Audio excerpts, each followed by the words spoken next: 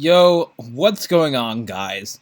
Horace293 back here for the back half of the season. We're coming at you with week 6 now. 5 weeks under our belt, 5 weeks to go, and I'm pumped for this game, man. We've started off 0-5, but I made a declaration at the end of last week. We're gonna turn it around. Hope is to go 0-5 in the first 5 weeks and 5-0 in the next 5 weeks. We'll go 5-5. This all starts again. It's probably one of our toughest matchups out of all of these games we got to play coming up, and that's versus excellent name and his Aussie Kangaskhans. This man's a monster in the format. He's very, very good. He's 3-2, I believe, at this point, which is a great record. I have to knock him down I have to knock him down. If I don't, I'm out of playoff contention right here. Every game from here on is do or die. That's really just how it goes. Yeah, so with that, let's go straight into his team. He has Latios. Latios is an absolute huge threat to me. I really have minimal ways to beat his Latios, and I was very, very scared of Latios. Because the thing is, he's pretty free to just run like Life Orb 4 to 3 attacks Roost, and it just breaks my team. Like, there's not much I can do against it. And you'll see I take some precautionary measures against it, but I don't know how much those will actually end up helping. Clefable is really nice for him, too. Clefable, if I anticipate if it comes, it's probably going to come to check the Gallade and to check my setup mons, because a lot of my team is very reliant on setup mons to win, and I'm assuming he knows that, so I'm assuming that Unaware Clefable is very nice bring for him. Mega Scizor, I'm not too scared of. Originally, I was basically deciding that he probably just doesn't bring Scizor at all, but, excuse me, as you guys can see the matchup while I'm talking about all this stuff. So he ended up actually bringing Scizor, and just in case of that happening, I brought in Incineroar, just because I wanted to make sure I was ready, just in case. And luckily, that ended up working well for me. Next, he is Nidoqueen. Nidoqueen is literally the exact same set as Latios. The only thing is it's not as fast. It's a huge threat. It's able to really destroy my whole team. The only good thing is it's not as fast as Latios. So it's basically like a budget Latios for him. That's how I look at it. But luckily, a lot of my mons are faster than it. And more importantly, Landorus, which can check it very well, is faster than it. And Gallade is too. Volcanion, I was kind of in two minds about whether or not it was going to come. Because I have mons like Seismitoad, which are literal just super hard checks to it. But at the same time, he had the ability to run stuff like Power Up Solar Beam. So I knew that if Volcanion was coming, it was most likely going to be something like Power Up Solar Beam. But it ended up not coming, which is nice. It's nice to see it not come. It does a number to my Incineroar, Landorus, really everything other than Seismitoad. So it's nice that it didn't come. Then Decidueye. Decidueye is not too big of a threat if I bring in Incineroar. And that was the thing too. I knew that probably one of Scizor to Decidueye was going to come. So because of that, I thought it was still worth bringing in Incineroar in this game. Raikou, I'm not that scared of. Tyrantrum and Seismitoad are pretty easy switch-ins to it every single time. I didn't anticipate it. We'll skip over Swallow for right now. Mienshao, I was also very scared of. A Scarf Mienshao that kind of just comes in and wrecks my team. But so I was kind of relying on using Gallade as a check to that. And I really thought it would come, and it was a huge relief seeing it not come. And then Sneasel I wasn't too scared of, because Incineroar, again, is able to check that thing tremendously well. Same with Sneasel. So with that all being said, we can move on to the biggest threat in this game, and that is Swellow. So Swellow, I was expecting a Choice Spec set in this game. Guts is also possible, but it just comes in and it destroys my team. Like, it literally just comes in and claims a kill. And that is the sole reason Tyrantrum's here, for the most part. I wanted to make sure I had an ability to check the Swellow, and Tyrantrum's able to take 2 hits from it, which is phenomenal. And that's the huge idea behind it, and you'll end up seeing with my Tyrantrum set, the whole idea behind it is just to make sure that Swellow doesn't win the game. So with that all being said, we can go into the actual team. We're going to start off with Gallade here. So I'm going to be completely honest, I did not build this team. My good friend Bronson Cadmus did. But I do understand a lot of it. I went over it with him beforehand. So I'm still going to explain everything that is here. So, 4 attacks Gallade. I also think it's really nice to see how someone else builds with this team, because I've been kind of using the same sets every week, which hasn't been turning out that well. So it's nice seeing how someone else's builds. And what I did was maybe after the season I can reveal this to everyone. But I actually ended up making a build by myself for this team. And I think I only had 3 Mons that were the same, and only 1 set which was similar. And it's really interesting seeing that. So Bronson decided to bring 4 attacks Mega Gallade, which is very different than what I almost always bring setup Gallade. But looking at 4 attacks Gallade is actually super phenomenal in this matchup because it's able to break. Like, I need to keep in mind that Gallade isn't just a win con. Sometimes I can just use it as a breaker, and that's what it's meant to do in this game, and I think it does that tremendously well. Like, we look at it, like, Fire Punch is able to deal with Scizor, Ice Punch is able to deal with Nidoqueen, Swellow, and Latios. Drain Punch is able to deal with Swellow. I think we probably should have brought Zen Headbutt over Drain Punch, but at the same time, if he was going to bring him on, like, if he was going to end up bringing him on, like, Sneasel and stuff, maybe that would have ended up being important. And then, or actually, sorry, we do bring Zen Headbutt, but it would have been nice to run something like Poison Jab, maybe, for the Clefable. So that's the idea behind the Gallade set. It's max speed just to make sure I speed tie with Latios in worst case. And it's really important because Ice Punch is doing a lot to Latios, but Latios is also doing a lot to me. So speed ties might become a crucial thing in this game. Next is the Landorus set. This was actually the same set that I came up with. So this is the one set that we had similar sets as. So I can talk about this one a bit. Rock Polish Swords Dance is just phenomenal versus him. If I get at both of those things, it's basically an auto win. Landorus has a really good matchup. The thing is, I had Stone Edge and Rockium Z on my set instead of Fly, but I do think Fly is better because Stone Edge is really just there for Swellow, while Fly is able to hit everything else much harder. So I do think Bronson made the right decision with that. Rock Polish is, if I have a choice between both of them, I probably have to set up Rock Polish, but if I can somehow get both of them up, that'll be very nice. Then we have Incineroar here. I ended up opting to run Blaze instead of Intimidate. This was just from the fact that a lot of things put me into the below 25% range, and then if I'm in that range, Fire Punch is able to do a lot to his team. So that was my thought process behind that. Flame Plate is just making sure that I hit even harder under Blaze. And I put max speed because once I have a Flame Charge up, I'm able to outspeed, I believe, a Raikou if he's trying to speed creep my Gallade, right? I'm able to outspeed that if I am able to get the Flame Charge up. So that was my thought process behind running max speed Incineroar. Tyrantrum, this whole idea behind this set is I'm running Strongjaw Fire Fang to be able to hit the Scizor really hard.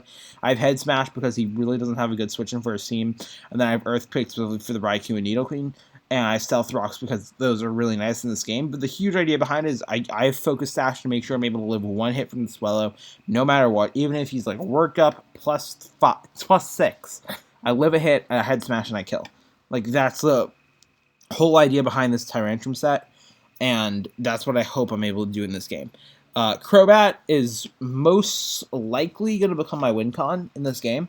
Once I'm able to get a nasty plot up, if I'm able to flinch down his Nidoqueen with Heat Wave, Slove Bomb, and Air Slash, I can basically sweep his whole team. I'm hoping I can catch him off guard against his against either his Raikou if he's trying, or I guess Raikou's never going to go for Extra Sentry against Crobat. But hopefully against his Latios, I would be able to live the Life Orb Psychic with this Papaya Berry, and then Payapa Berry, sorry, and then be able to kill him with a Sludge Bomb. So that's the huge idea here. Nasty Plot Crobat is also really fun to run because I've been running Choice Band every single time, and it's nice to see that Special Crobat's also a thing. And here is our main breaker. I think this is really going to catch him off guard because I have run Seismitoad defensive every single week this whole season. But here, Bronson opted to run Rain's Dance, Offensive, Life Orb, Seismitoad, which is really cool. It dents his team tremendously. Look with Rain up. What is taking a good hit from Hydro Pump, Ice Punch, and Earthquake? Nothing. Earthquake is killing Nidoqueen and Raikou. Hydro Pump is denting, severely denting Scizor or Clefable under Rain, and then Ice Punch is killing Latios and Swellow. So literally the Seismitoad is the key to winning the game, and then we win the late game with Crobat.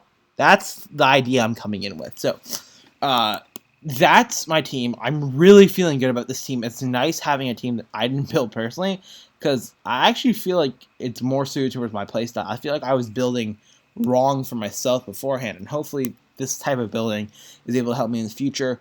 But I was deciding what I was going to lead. I decided to just lead Tyrantrum here. I think whatever he leads with, I have a pretty good matchup here. And especially if he leads Swallow, I want to make sure I'm able to just take that on right away. My thought process was maybe if he leads Swallow, if he leads anything other than Swallow, I might switch out. But I'm going to lead with this Tyrantrum right here, especially because I'm able to get one hit off or rocks off no matter what. He leads Latios right here. So at this point, I'm like head smash kills. And there's a good chance he just stays in and Draco's here, because Tyrantrum's a huge threat to him. So I'm just going to fire off a head smash, turn 1, see if I can kill it. He goes into Scizor, but this is perfectly fine, because I do 54% to what turned out to be a max HP, max defense Scizor, which is absolutely insane. The only unfortunate thing is I take some recoil there. Now, because I've taken recoil, I no longer have my focus sash, but it's okay, because I can live hits from Swallow still. So now I go into Landorus to get the Intimidate drop on him. I'm going to see what he does here. And he ends up actually going for, he megas and goes for the Roost. At this point, I'm thinking, okay, this man has to switch out. I'm going to go for the Rock Polish. He goes on the Swallow, and I'm not faster than the Swallow. So what I end up seeing is, because of the burn damage that he's going to get after this Fly turn, Fly will actually kill him. So I'm going to go for the Fly while he goes for Facade. I'm perfectly fine with that. And at this point, now because that burn damage basically took effect, I'm actually able to kill him with a Fly. So I'm going to go for Fly here. He reveals to Protect. Nice tech on him. He's actually able to live the Fly. But this is good because Swallow is the biggest threat to my team. No question asked. And I really want to get rid of this thing. And because he just fired off Protect there, unless he goes for the double Protect, which is in my favor for him not to land, I can fire off a Z-Fly and kill this thing. And I was having a hard time with this play, because I'm like, first of all, I don't really want to waste my Z-Fly, because Z-Fly will allow me to beat mons like Clefable and Latios, who I might not be able to beat either way. But I was like, I have other ways to beat Clefable and Latios. I don't have other ways to beat Swallow. Like, if I can just get rid of Swallow right here, I'm in a perfect situation. I was scared he was going to go into something else here. But I was like, if he goes into something else, he probably goes Clefable, maybe Scizor, and getting a Z-Fly off and those things will be fine too. So at this point, I decide, okay, I'm just going to fire off the Z-Fly. Thankfully, he sacks Swallow here. I don't think he expected the Z-Fly, and that's great. The biggest threat to my team is down turn 5, and that's amazing for me. He goes Latios here, basically revealing to me, I was pretty sure he has to be Choice Scarf here. I didn't understand why he made that play. It actually turns out after the game that he wasn't Choice Scarf. So actually my optimal play there was to Fly. But thinking about it, I would have flied this turn, he would have probably Ice Beamed, right? And then I would have hit him with Fly, and then he kills me back with Ice Beam. So it's depending on how much of what utility I wanted Lando to do. At this point, I thought Lando had done its main job, but I still saw that he had Nino Queen, Raikou, Clefable, and Scizor. And I realized that once Latios was down, especially if I was able to get another Rock Polish up, I was in a phenomenal position. So at this point, I decided to switch out. I'm just going to go into Incineroar to see what this thing is going to do. And yeah, so Tyrantrum at this point also isn't that valuable anymore, because Swallow is down, and my sash is already broken, so I'm not living hits from things. So, yeah, that's my thought process here. Incineroar, because he didn't bring Sneasel, and he didn't bring Decidueye, and because I have other ways to check Scizor, isn't too important either. So Tyrantrum and Incineroar are the two ones I'm willing to risk right now. He ends up firing a Draco here, which actually tells me something really important. It shows me that he's not Life Orb, because he didn't take Life Orb damage here. He actually did end up getting the absolute max, or the second highest possible roll he could have got, but that doesn't really matter. Either way, I would have been in range of a second Draco, so the roll there didn't really matter as long as he just didn't crit me. But here I actually make a huge misplay. I click Darkest Lariat, assuming he's going to stay in. I should have known he was going to switch to Clefable, and 2 Fire Punches and Blaze actually killed this thing. And I make that huge misplay of just clicking Darkest Lariat. And if I clicked Fire Punch there, I would have been able to safely click another Fire Punch, either kill the Clefable, or he's forced to go into Latios there. And what probably should have been my play is I click Fire Punch first on this thing, put him in range of another Fire Punch, and then he's forced to switch out, and then I can click Darkest Lariat on the switch out. Or I can click Flame Charge on the switch out, so I'm outspeeding things. That was clearly the right play here. I click Darkest Lariat, which is a huge choke, and I proceed to make another huge choke. I go for the SD thinking, okay, he has to go, because my obvious switch in here is Crobat. I'm thinking he has to go for the Thunder Wave on the Crobat, because if he doesn't go for the Thunder Wave on the Crobat, then Crobat just gets in for free. There's no way he just clicks Moonblast and kills me here. So I'm going to click Swords Dance. We're hoping that he chokes and actually misses the Thunder Wave. But the thing here is, like, even if he missed the Thunder Wave, my play was still to click Fire Punch once. Then if he misses the Thunder Wave, then I just get to click another Fire Punch and I get to kill this thing. But instead, I just go for the Swords Dance, hoping that if he misses if he misses a Thunder Wave, then I can kill this thing, and then maybe get a Flame Charge against something else. But it was just a dumb play. I should not have clicked Swords Dance, and he ends up just going for the Moonblast. He actually did reveal to be Thunder Wave after the game to me, so I'm confused as to why he didn't click Thunder Wave. I feel like that was the right play here, but still, either way, it was a dumb play on my part to click. To kind of sack my Incineroar there. So I made a series of really bad plays with this Incineroar, and I probably could have just killed the Clefable right here, which would have been phenomenal for my Gallade, but I just didn't do that. So now I'm able to comfortably send in Crobat on this thing. I'm too scared to Nasty Plot, because I'm not killing everything when I have Nasty Plots up, especially I'm not killing the Raikou, and that's what scares me the most, especially if he's Scarf Raikou. So I'm just going to go for a safe Sludge Bomb here. And actually, thankfully, I get the poison, which is really nice, especially because now I'm able to see his leftovers, and I'm basically negating the leftovers now. I'm able to comfortably go Seismitoad here, and he predicts that really nicely, and he goes Latios. So at this point, I know he predicted that, so I know Latios is probably his response to this Seismitoad. I was expecting it to either be Latios or Nidoqueen. So at this point, he really is. There's really two sets he could be. I know he's not Life Orb, so he's either Choice Specs, or sorry, he also revealed he wasn't Choice Specs. So I either know he's Psychium or Dragonium. And at this point, I feel like he has to pull the Z move here, and Tyrantrum is really not worth too much because Bullet Punch is doing a tremendous amount to it, and out of any mod I'm willing to sack, I'm willing to sack Tyrantrum right here. So thinking he's going to launch off his Z move, I'm going into Tyrantrum. Luckily he does. He goes for the Dragonium Z, Devastating Drake, and he kills my Tyrantrum, but now I get really good information from that. Here I'm going to go Gallade. I'm going to hope I win the speed tie and Ice Punch him, but actually, I don't win the speed tie. He wins the speed tie. He Dracos me. Actually gets another max roll. This Latios is really lucky. But I'm just going to be able to go for an Ice Punch right here and get some huge damage off of the thing. Clearly, it didn't matter who outsped who because neither of us killed each other. So that really didn't matter that he won the speed tie. At this point, I make another huge misplay. I think my problem in this game was I was trying to play super quickly. I have this kind of thing where I want to prove to people that I don't play slowly anymore. So I started playing like as quickly as I can, and I like clicking my moves before my opponents. And for some reason, I clicked Ice Punch here. Ice Punch was never the play. Fire Punch actually killed the Latios. I believe Fire Punch killed the Latios, and Scizor was his most likely switch in, either Scizor or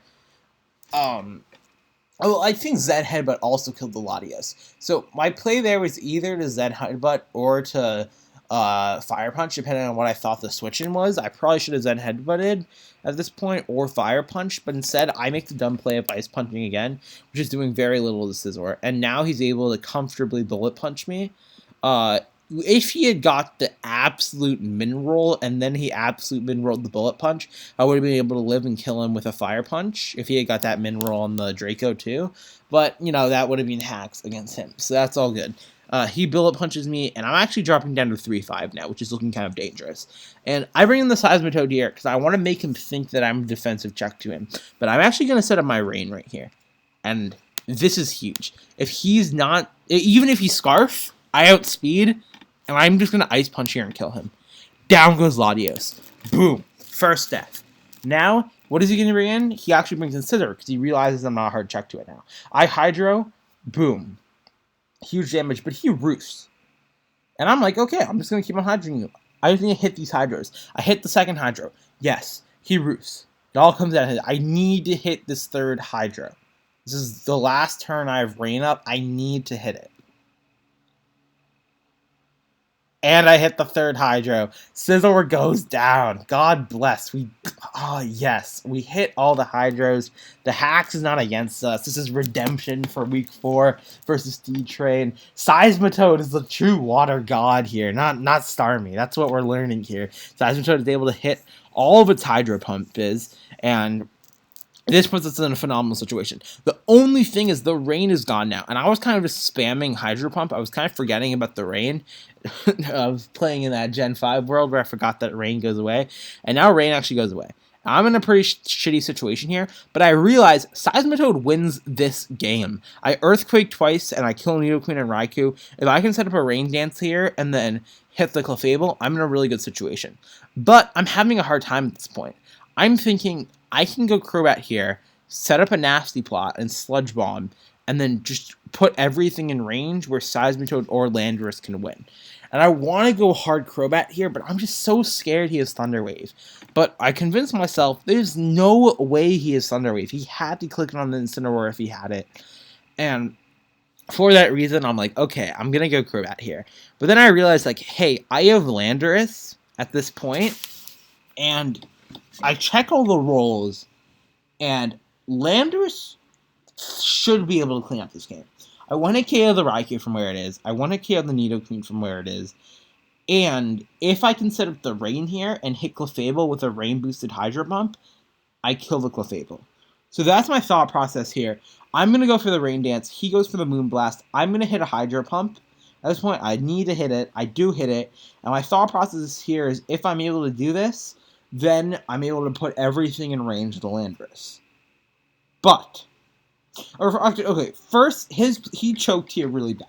He should have stalled me out. He knew I had to spam Hydro Pump. He ended up having Soft Boiled instead. He should have spammed Soft Boiled until I died. That was his play 100% of the time. So he was also making a lot of misplays here. And at this point, I'm thinking, okay, there's a chance that if I go Landorus, he'll play his Swords Dance first. Just in case the Nidoqueen might be Shucka. So, I need to Swords Dance them to kill it. So, if I go Crobat first and Nasty Plot on this thing, then I put everything in guaranteed range, no matter what. That wasn't the exact thought process going through my head, but I just thought Crobat is able to net the kill easier here. I also wasn't doing Calc, so I wasn't 100% sure if Landorus would kill with an Earthquake right now. So, I'm going to go into Crobat now. And I'm going to start off by just clicking Nasty Plot here. I still just don't understand why he never clicked Thunder Wave. Like, he had it. And that was 100% his play every time I had the potential of bringing Crobat. I'm still shocked that he didn't do that. I guess there I did kill him with a Sludge Bomb, so it was his optimal play to switch out, especially because Nidoqueen eats up these hits. But, yeah, I'm able to go for a Nasty Plot here, and 2 Air Slashes most likely kill this thing. So I'm just going to go for my first Air Slash, and I miss. And this is huge, because now he's able to fire off an Ice Beam, and that does so much damage. Now I need to get an Air Slash flinch versus him the next turn to basically guarantee this from happening. Yeah, okay, I remember why I went Crobat now. I won the game 2-0 if I go Crobat. Because what I end up doing if I go Crobat is I Nasty Plot on what I thought to be a Switch Out or Moonblast. Then I Sludge Bomb the Clefable. I have 2 Air Slashes versus Nidoqueen. I'm guaranteed to live a 1 hit from the Nidoqueen. And then I have a Sludge Bomb and Raikou. So I win 2-0. But when I end up missing that first Air Slash, so because of that, I'm actually not able to kill this Nidoqueen. And this was devastating. I had the game in my hand. And once again, Hacks steals it from me. And this was, like, the most frustrating moment ever. So I was like, I played this game pretty well. Like, the only huge choke I made was that Incineroar choke. And, like, yes, maybe I could have won this game, like, 4-0 if I had played really well with Incineroar. But, like, I put myself literally in a winning position here. Like, there was very little he could have done, and then I just missed that Air Slash. And I'm like, fuck, why did this happen? I'm just going Landorus here, and I'm like, wait. I start running calcs, and I'm like, I should kill everything. So the first hurdle is this thing scarfed or not? Because if he's scarfed, he kills me with Ice Beam. And he's not scarfed. But he has the berry, but I take it out. So that was not a roll. I was guaranteed to take him out no matter what. The minimum roll was 56%. So down goes the Needle Queen. And I know he has to send in Raikou here. And here's how it goes. I am guaranteed, I'm not guaranteed to kill the Clefable, but I have a good roll against the Clefable. I'm guaranteed to kill this Raikou with Earthquake. But he has it was something in 37.5% chance to kill me here with HPIs. With his set, this is I count this after the game. This roll is in my favor. I should have won the game 2-0. Didn't. It's okay. I could have won the game like 4-0. It's okay. That was my fault too. All I need here is to get a roll that's in my favor. And this game is pretty much sealed. I'll put it on really slow. Click resume. Its pressure activates. I'm going to be sitting here for a second. Goes for the HP Ice. We live the HP Ice at 7%. He gets one of the minimum rolls. I go for the Earthquake, and we take that thing out. Now, that goes down, and in comes the Clefable. And here's the moment of truth. 93.8% of the time, we win this game. Earthquake kills. About 6.2. 6.2% of the time, he wins this game. The roll comes down to this. Will we be able to grab our first win? And we do it. We grab our first win, and we move to 1-5 in this season. The comeback is real, baby. We start off right here. We're 1-5 now. Nobody can tell us it's impossible. There are no winless teams left in the NPL. We have claimed our spot, and this feels fucking phenomenal. After getting hacksy losses after loss, getting really, I can go through each game. Like week 1, not being able to play was frustrating. Then with Will getting fucking getting timered, and then getting timered, and then all that happening with having shitty matchup. Week 3, getting fucking hacks versus BM. Week 4, just getting bodied by D-Train. Week 5, getting hacked by Pesky, and now we're here, finally here. And I thought I was gonna get hacks. I thought Crobat, the god, lost the game for us, but he didn't. Because Landorus pulls through, we win the game 1-0, and just like that, we're back in it. Just like that, we're back in it. I'm recording this relatively soon after we get the game, so I don't know the later weeks, but I'm fairly sure that if we win out from here, we will make playoffs. And that's insane to me, but I'm gonna go for that. And we have some hard games ahead. We're playing Scrappy next week, and he's been on a tear. But I'm hoping I can rebound from this. I feel good after this game. Like, yes, I wish I could have won 2-0 or 4-0 or 5-0 or whatever. But I feel really good after this game. We finally win. It's not like I'm not naming names. There's some people in this league, me, probably I'm at the bottom, but there's some people who aren't the best battlers. I'm probably the lowest person out of everyone in this season. There's some people who are like around my level. Ian's not one of them. Ian's so good. And the fact that I was able to beat him really like boosts my confidence. And I feel like I can take on anyone now. And I'm really gonna try hard. I don't know how the rest of these weeks go yet. I haven't played any of them. But I'm really motivated now. I think finally we leave a game. Not every Mon is dead. And Landers is able to take it for 7%. We take on Ian and we win. And the remaining games are we play Scrappy, then we play Parker, then we play Lux, and then we play Jason. We gotta go 4-0 there. That's how it goes. Every week is a must-win. And if we can do that, we advance the playoffs. And that's how simple it is. I'm going to put my hardest effort into all this. I hope you guys had fun watching this game. The Salem Keizer Volcanions are on the board. We did it, baby. And that's all I got for today. Thank you guys so much. It's because of you that I was able to move on. Shout out to everyone who's got me here. Shout out to D-Train, Pesky Skitty, BM, all those people, Will. But most importantly, shout out to people like Yahi, Squishy Victini, Redikai, people like that. Thank you so much. Shout out to Trev, shout out to Richard. I guess I'm just shouting out everyone. Shout out to Halu Gogots, go Halu Gogots. Go Stab League. I don't know. I'm just blabbing on now. But this has been an awesome game. See you guys.